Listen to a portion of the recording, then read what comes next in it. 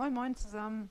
So, wie ihr eben gerade hören konntet, das Geräusch, was da verursacht wurde, liegt ja am Kompressor und zwar hier hinten an den beiden Nachilagern.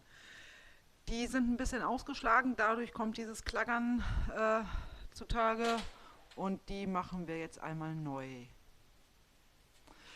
Ja, gehören tut dieser Kompressor zu dem kleinen Silberpfeil hier. Ja, schon ein bisschen zerlegt, wie man sieht.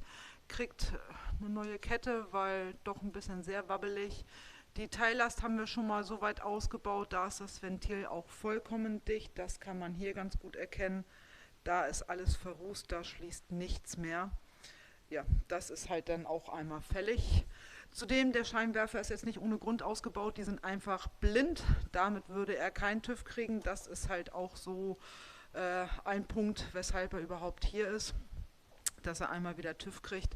Ja, ein neues Fahrwerk kriegt da, Motorlager, Getriebelager, Querlenker, also ein Rundumschlag, dass er auch die nächsten Jahre wieder vernünftig sicher auf der Straße sein kann. Ja, so viel erstmal dazu. No, zum Rest gibt es nachher nochmal was. Bis dahin. Tschüss.